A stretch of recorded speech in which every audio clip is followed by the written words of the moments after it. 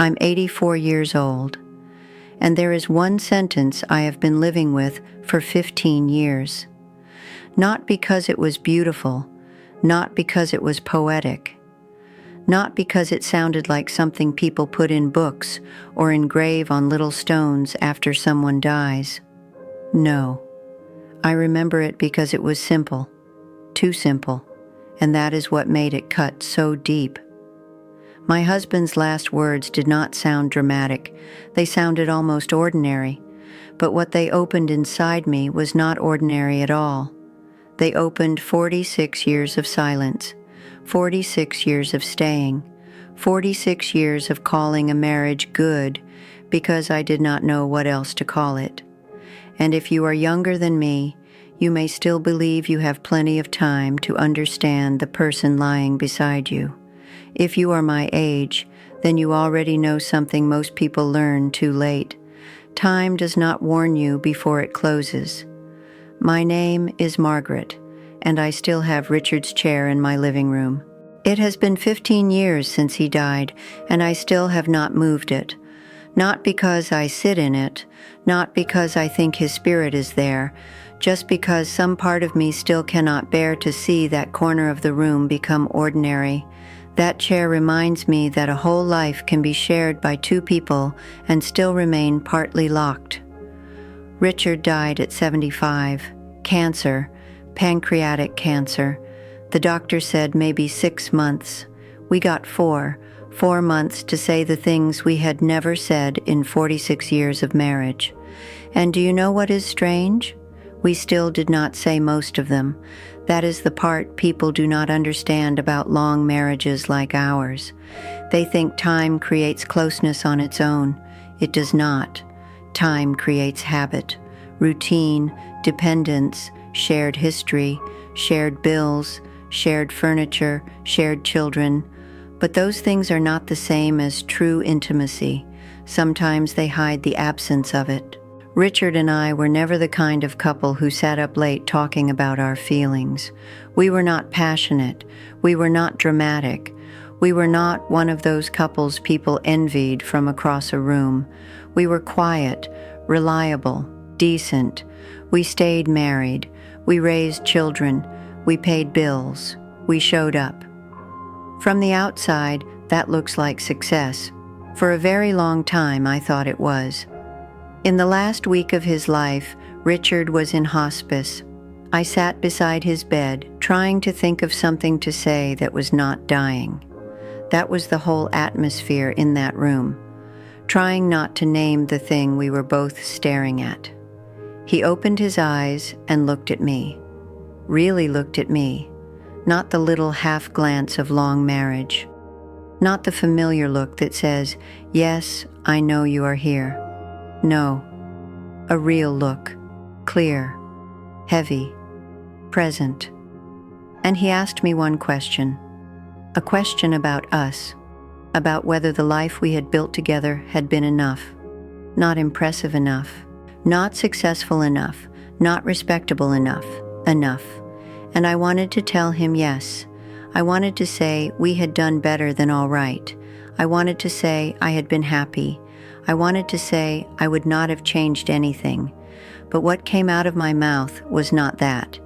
What I said was smaller, sadder, truer, and he nodded like he understood exactly what I meant. Then he closed his eyes. 3 days later, he was gone. And ever since then, I have been living with two ghosts, the ghost of what he asked me, and the ghost of what I answered. I think about our wedding day more now than I used to. I was 22, he was 24. It was a small ceremony at my parents' church. Nothing fancy, no grand entrance, no expensive flowers, no sweeping romance. I remember standing beside him and feeling calm. That is the word, calm. Not thrilled, not breathless, not the kind of happiness girls in movies are told to wait for, just calm.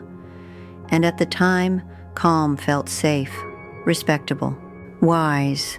Everyone said I was lucky. Richard was a good man, and they were right. He was. He did not drink too much. He worked hard. He showed up when he said he would. He never embarrassed me in public. He never shouted. He never made me afraid. All the things my mother said made a solid husband. So I married him, not because I could not imagine life without him, but because marrying him made sense. I want to say that honestly because many women of my generation did the same thing. We did not always marry for deep soul connection. Sometimes we married for steadiness, for safety, for the next logical step, and sometimes a reasonable choice can still become a lifelong question. The early years were actually good, better than what came later, though I did not understand that at the time. We talked more then, not deeply, not vulnerably, but more. We sat at the kitchen table after dinner. He would tell me about something that happened at the plant. I would tell him about the woman at the grocery store who always counted change wrong. Small things, nothing important. But small things are sometimes the beginning of real closeness, if you know how to value them. We did not.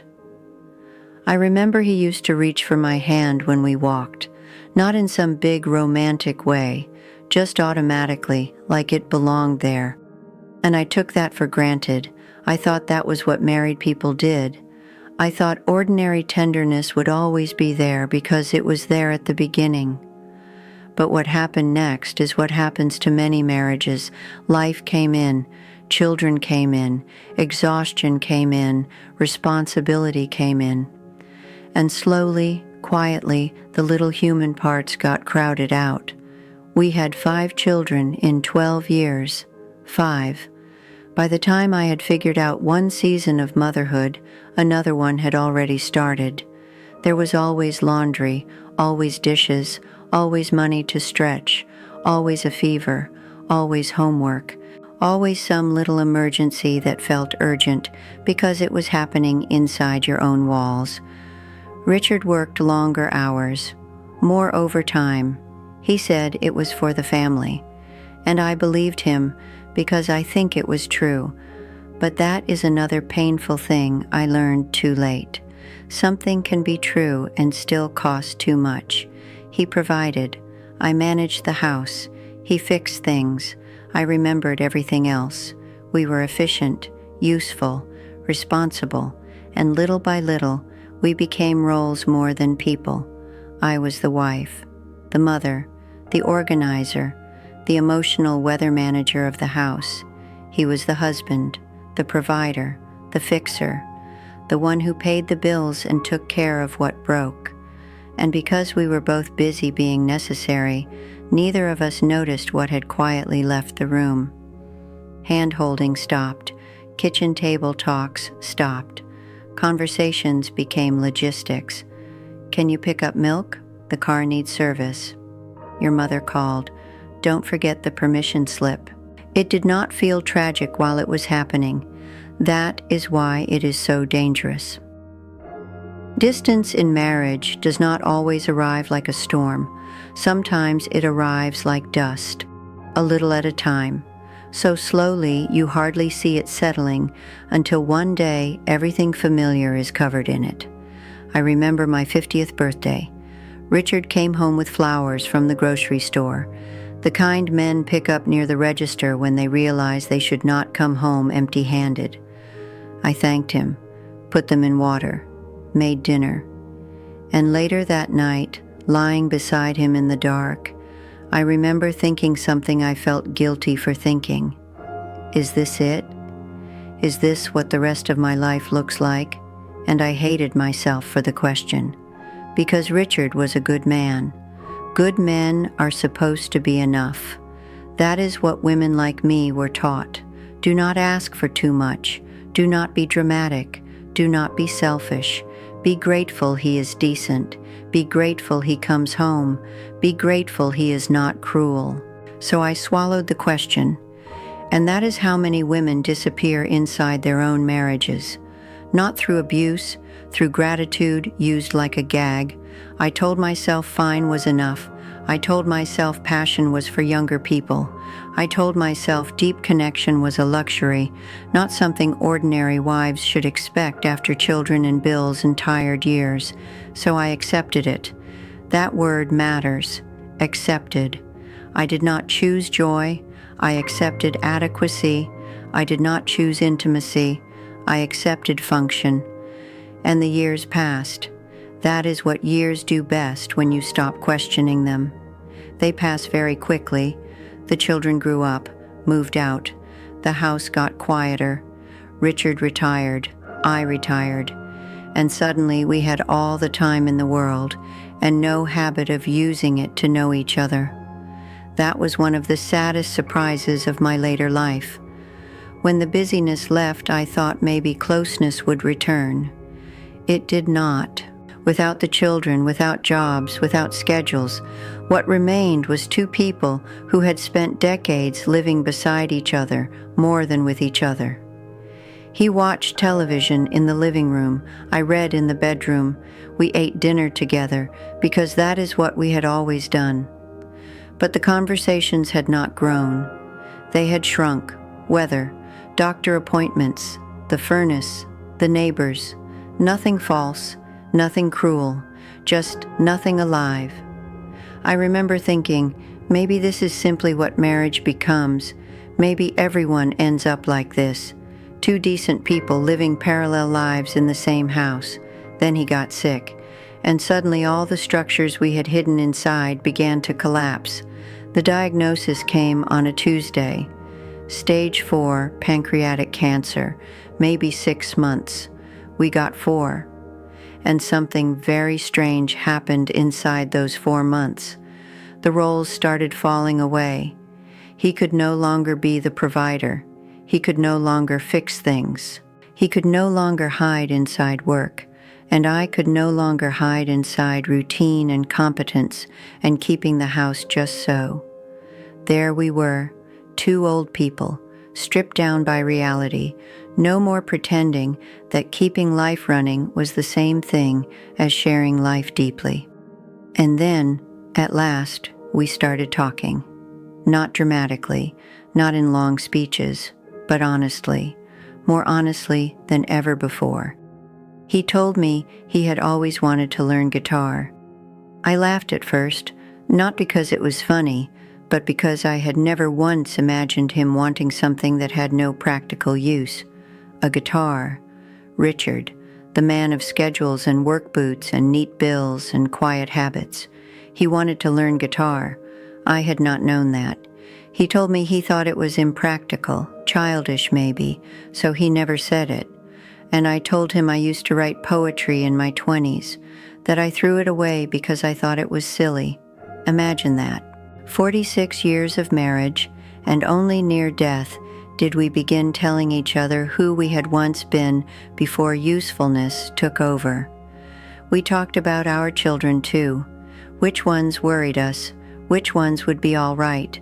Which ones were carrying hurts from childhood we had never fully seen? We talked about our parents. His father who never said he was proud. My mother whose approval I chased most of my life. Little confessions, not dramatic, not cinematic, but real. And real can feel more intimate than passion when you have been starved of it long enough. Then one afternoon, maybe 2 weeks before hospice, we were sitting in the living room. He was in his chair. I was on the couch. The late afternoon light was soft and gold, and he said very quietly, "I should have told you more." I asked, "Told me what?" And he said, "That I noticed you, that I appreciated you, that you made things." He paused there, looking for the word. Then he said, "Bearable, bearable. Not beautiful, not magical, not wonderful, bearable." And somehow that word hit me harder than any grand declaration of love could have, because it was true. It was deeply, painfully true. That is what we had done for each other. We had made life bearable, steady, safe, reliable, less lonely than it might have been, less frightening than it would have been alone. We had given each other shelter, but we had not given each other enough truth. I wanted to say all of that back to him. I wanted to tell him I had taken him for granted. I wanted to tell him I noticed him too, even when I did not say so. I wanted to apologize for how much of myself I had kept hidden inside politeness and duty, but what I said was smaller than what I felt. I said, "I know." And maybe that was enough, or maybe it was not. That is another burden old age gives you. You do not always get to know which unfinished things mattered most. In those last days in hospice, I kept thinking about the years we had not exactly wasted, but failed to fully live. That distinction matters to me. I do not want to sit here at 84 and lie about my life. Richard and I were not miserable. We were not cruel to each other. We did not destroy each other. There was goodness in our marriage, real goodness, partnership, reliability, shared work, shared burdens, shared children. But what I am trying to say is this: goodness is not the same thing as intimacy. Endurance is not the same thing as connection. Consistency is not the same thing as being known. I knew how Richard liked his coffee, 2 sugars. I knew he hated lima beans. I knew what brand of socks he bought, what cologne he used, how he folded a newspaper. But I did not know his deepest fears. I did not know what made him feel alive. I did not know what he dreamed about when he was young. I did not know the quiet disappointments he carried. And he did not know mine. That is what broke my heart after he died. Not that the marriage had been terrible, that it had been decent and still not enough.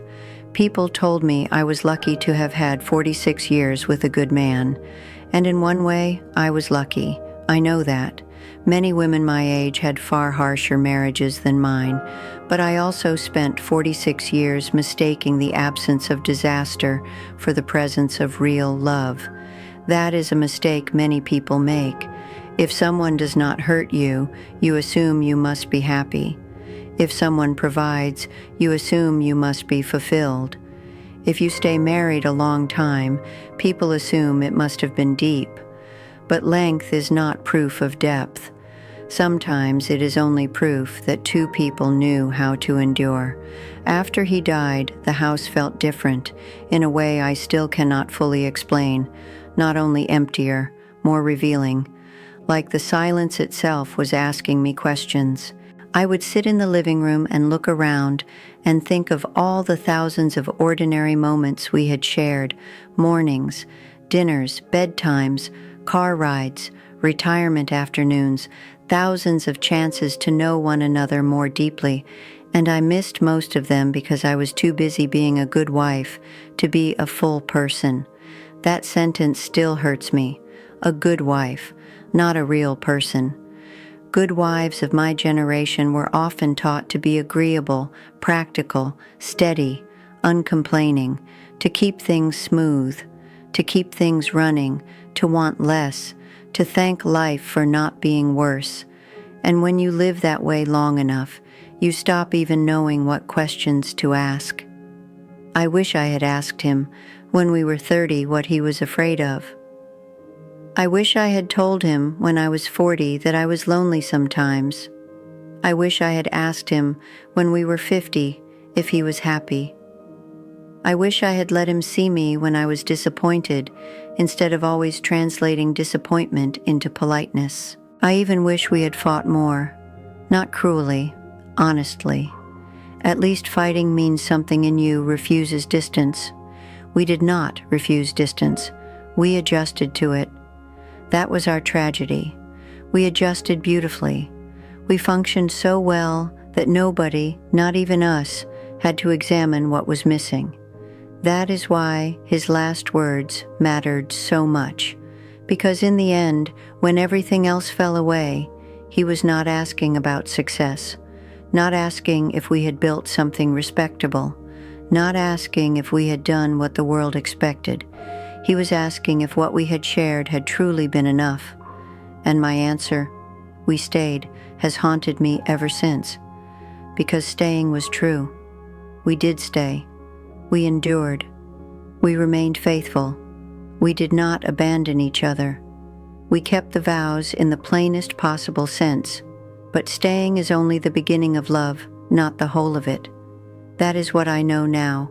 Love requires staying, yes, but it also requires arriving, showing up fully, being known, taking emotional risks, letting someone see the part of you that is not practical or polished or useful.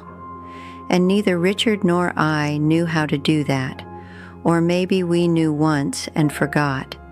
Sometimes I am gentler with us. Sometimes I think we did the best we knew how. We were raised in a time when feelings were not discussed much. Duty mattered more than self-expression. Security mattered more than passion. Endurance mattered more than emotional fluency. Maybe we were not failing so much as repeating what had been given to us, but even if that is true, it does not erase the sadness. It only explains it, and explanations are not the same thing as healing. I am grateful for those last 4 months.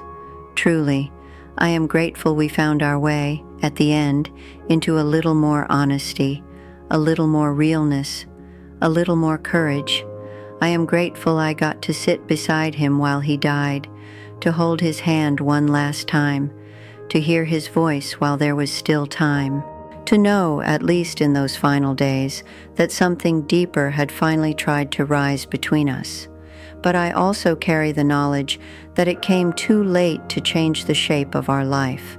That is the kind of grief people do not send flowers for, the grief of late understanding, the grief of seeing the truth clearly only after the years are already spent. I do not tell you this story because I think my life was a failure. It was not. There was goodness in it. There was devotion in it. There was quiet sweetness, especially in the early years. I am not ungrateful. That is important to me. I am grateful for the shelter Richard gave me, for the steadiness, for the children we raised, for the bills we paid, and the roof we kept, and the safety we built. All of that was real, but gratitude should never force us to lie about what was missing. That is another lesson old age teaches if you let it. You can be grateful and regretful at the same time. You can love someone and still mourn the intimacy you never had. You can honor a marriage and still tell the truth about it. And the truth, at least for me, is this: we loved each other carefully, safely, without enough risk, without enough honesty, without enough vulnerability. And careful love can keep a life stable, but it cannot make a life fully alive. I sit here now at 84 and think about younger couples sometimes, or even older couples who still have time left, and I want to shake them a little, not harshly, lovingly. I want to say, do not wait until hospice to ask real questions. Do not wait until someone is fading to tell them what they made bearable for you. Do not wait until the children are gone, until retirement, until illness, until the body weakens, until time is short. Ask now. Speak now. Risk now. Be awkward now. Be honest now. Tell the truth while there is still enough life left for it to change something. That is what I wish I had known. That love needs more than loyalty, more than duty, more than staying. It needs presence, curiosity, courage, tenderness spoken out loud. Otherwise, one day you may find yourself sitting beside the bed of a dying man you spent 46 years with, realizing you know his habits better than his heart. And let me tell you, that is a lonely kind of regret. Even when the marriage was decent, even when the man was good, even when the years were full. I still look at Richard's chair. I still sometimes imagine him in it, not because I think he owes me anything now, but because part of me is still talking to him, still trying to answer the question he asked. Did we do all right? Maybe. Did we stay? Yes. Was it enough? That is the part I am less sure about. Maybe enough is too hard a word for a life. Maybe all any of us can really ask is whether we tried to become more honest before time ran out. And we did, in the end. A little. Not enough, but a little. And maybe that little honesty is why I can tell this story now without bitterness.